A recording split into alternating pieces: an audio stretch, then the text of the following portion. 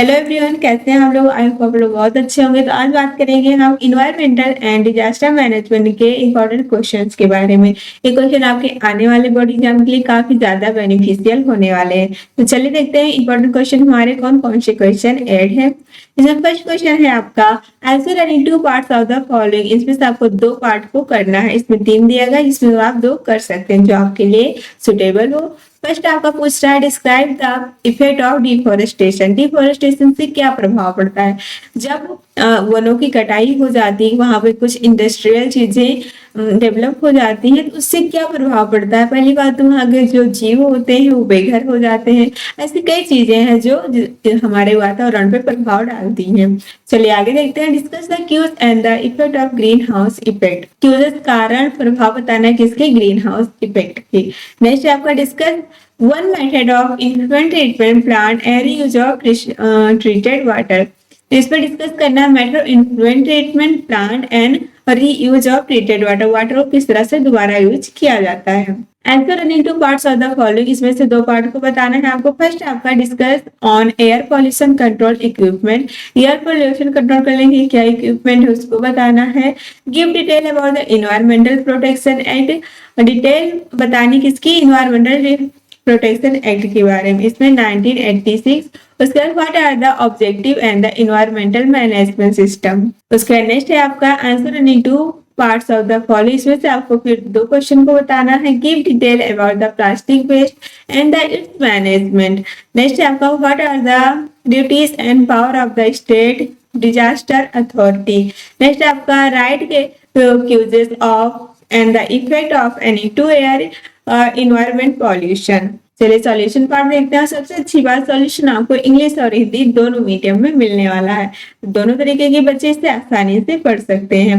Answer the to parts. इसमें first है आपका इफेक्ट ऑफ डिफोरेस्टेशन। वनों की कटाई के क्या प्रभाव है। Deforestation means large scale cutting of the forest for agriculture industry and the urban development. Deforestation से मतलब है लार्ज स्केल पे, लंबे पैमाने पे आपके जंगलों की कटाई करना, जिसमें किसके लिए होती है, एग्रीकल्चर के उससे हो सकती है, इससे खेती करने के पर्सपेक्टिव से, या फिर इंडस्ट्री के डेवलपमेंट से, या फिर अर्बन वहां पे सिटी बनाने के मोटो से इसकी कटाई की जाती है।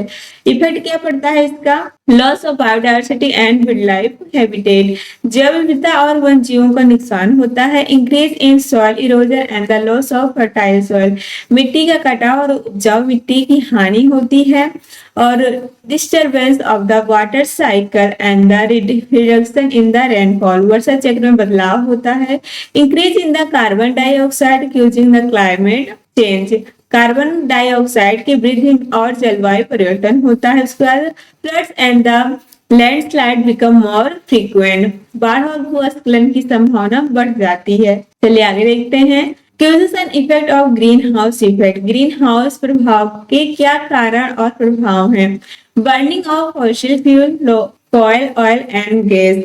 जीवाश्म ईंधन का उपयोग। डिफोरेस्टेशन, जंगलों की कटाई। इंडस्ट्रियल इमर्जन, औद्योगिक प्रदूषण। Increase in green gases like carbon dioxide, methane and nitrogen oxide. O2, methane आदि गैसों की वृद्धि होती है। चलिए आगे देखते हैं। इफेक्ट क्या होता है इसका, ग्लोबल वार्मिंग, वैश्विक तापमान में वृद्धि होती है। Melting of the glacier and the rising sea level. हिमनदों का पिघलना और जो आपका जलीय वातावरण है उसका लेवल बढ़ना। Climate change and the extreme water, समुद्री स्तर बढ़ना। Climate change and the extreme weather, loss of biodiversity, जैव विविधता में खतरा होना। आगे देखते हैं। Influence the treatment plant ETP method and the use अपशिष्ट जल उपचार संयंत्र और पुनः उपयोग। An influent treatment plant ETP treats the industrial waste water before the releasing it into the environment। उसके बाद आपको बताना है मेथड बायोलॉजिकल ट्रीटमेंट। वाटर, जो waste water is the collected in tank, जो आपके वेस्ट वाटर होते हैं उन्हें टैंक में कलेक्ट कर लिया जाता है।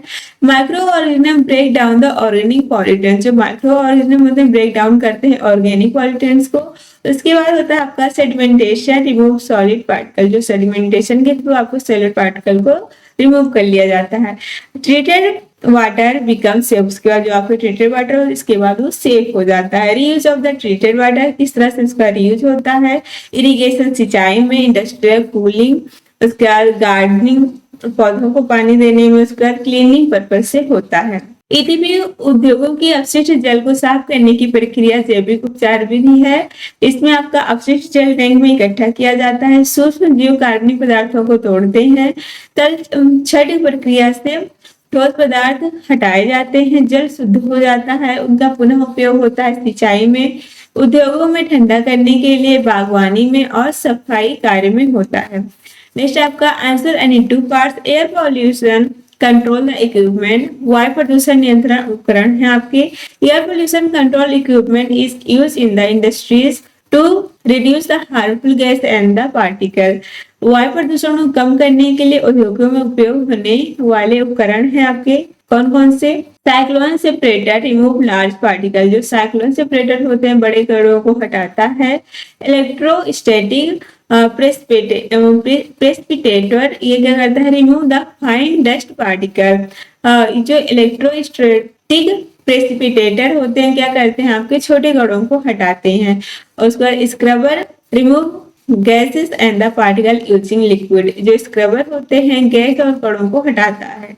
बैग फिल्टर क्या होता है? Filter dust through the fabric bag, bag filter कपड़े के बैग से धूल को फिल्टर करता है। उसके आगे आप देख सकते हैं इन्वायरमेंटल प्रोटेक्शन एक्ट 1980, पर्यावरण संरक्षण अधिनियम। The environmental protection act was enacted in 1986 in India to protect and improve the environment. Main feature क्या है इसके? मुख्य विशेषताएं, central government has the authority to protect the environment, केंद्र सरकार को पर्यावरण संरक्षण का अधिकार होता है। Regulation of the industrial pollution, औद्योगिक प्रदूषण का नियंत्रण। Setting standard for the emission and waste disposal, उत्सर्जन और कचरा निपटाने के मानक। उसके बाद penalties for the violating environmental rules, नियमों के उल्लंघन पर दंड। नेक्स्ट है आपका objective of the environmental management system. इसमें क्या है आपका? ISO 14000 is the set of the international standard for the environmental management, पर्यावरण प्रबंधन के लिए अंतरराष्ट्रीय मानक। ऑब्जेक्टिव क्या है इसके? रिड्यूस द इन्वायरमेंटल पॉल्यूशन, प्रदूषण को कम करना। Improve the environmental performance of organisation, पर्यावरण प्रदर्शन में सुधार। इंश्योर द लीगल कंप्लायंस, कानूनी नियमों का पालन। उसके बाद आपका है प्रमोट द सस्टेनेबल डेवलपमेंट, सतत विकास को बढ़ावा देना। उसके बाद एफिशिएंट यूज ऑफ रिसोर्सेज, संसाधनों का सही उपयोग। आगे देखते हैं आंसर एनी टू पार्ट्स, इसमें आपका plastic waste and the its management, plastic कचरा और उसका प्रबंधन कैसे होता है। Plastic waste include the discard the plastic bag, बोतल, पैकेजिंग मटेरियल। प्लास्टिक बैग, बोतल, पैकेजिंग मटेरियल को फेंकना, जो वेस्ट होते हैं वही हमारे क्या होते हैं? प्लास्टिक वेस्ट होते हैं। इसमें आपके क्या प्रॉब्लम होती है? नॉन बायोडिग्रेडेबल, ये बायोडिग्रेडेबल नहीं होते हैं। सोयल एंड वाटर पॉल्यूशन, जिससे सोयल और वाटर पॉल्यूशन होता है। Harm to the animal and marine life, जो अगर एनिमल इनको खा जाते हैं तो उनको काफी ज्यादा प्रॉब्लम को फेस करना पड़ता है। उसके बाद मरीन वाटर, जो आपके नदी नाले हैं इसमें फेंक दिया जाता है तो जल्दी से अपघटित नहीं होता, जिससे में भी कई तरीके की बीमारियां पनपती है, जिससे ह्यूमन लाइफ इफेक्टिव होती है। मैनेजमेंट कैसे होता है? रिड्यूस यूज ऑफ प्लास्टिक, और प्लास्टिक का यूज करना कम करना चाहिए। Reduce the plastic material, plastic material जो होते हैं उससे बनी हुई चीजों का हमें यूज कम करना चाहिए। Recycling of the plastic, plastic को रिसाइकल कर लेना चाहिए। उसके बाद government regulation and the awareness. आगे देखते हैं प्लास्टिक से बनने वाले कचरे को प्लास्टिक अपशिष्ट कहते हैं। समस्या क्या होती है? यह आसानी से नष्ट नहीं होता है, मिट्टी और जल प्रदूषण करता है, जानवरों और समुद्री जीवों को नुकसान करता है। प्रबंधन कैसे कर सकते हैं?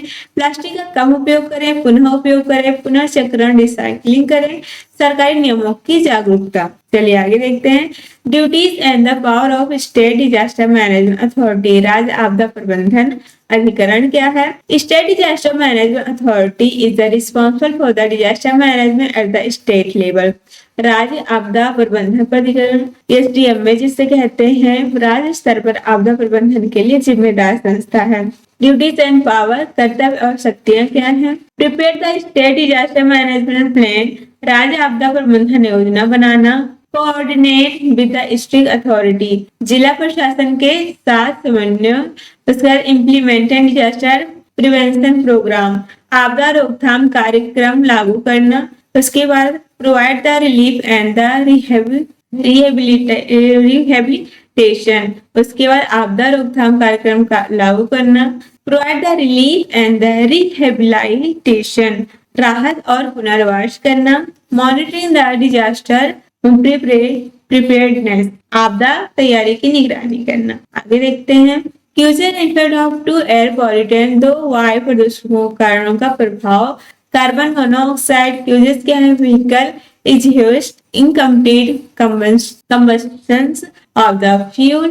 उसके बाद आपका क्या है, इफेक्ट है इसका breathing problem, headache and dizziness, क्या क्या इससे प्रॉब्लम होती है, कारण क्या है इसके, वाहनों का निकला हुआ धुआं, अधूरा ईंधन दहन। उसके बाद प्रभाव आपकी सांस की समस्या, सिरदर्द और चक्कर आना। उसके बाद आपका है सल्फर डाइऑक्साइड, इसके क्या कारण होते हैं, burning coal in the industry and power plant, कोयले का जलना और इंडस्ट्री से पावर प्लांट। ओके, नेक्स्ट है आपका इफेक्ट एसिड रेन, जिसे हम अम्ल वर्षा कहते हैं, रेस्पिरेटरी डिजीज, श्वसन रोग होते हैं इससे, और डैमेज टू प्लांट, पौधों को नुकसान होता है, कोयला का जलना, ये सारी चीजें हैं इसमें। आगे देखते हैं राइट्स और not on any four of the following, इसमें से आपके 4 के बारे में बताना है। चलिए देखते हैं आगे, राइट्स और नॉट ऑन अ फोर, किसी 4 पर टिप्पणी करनी है।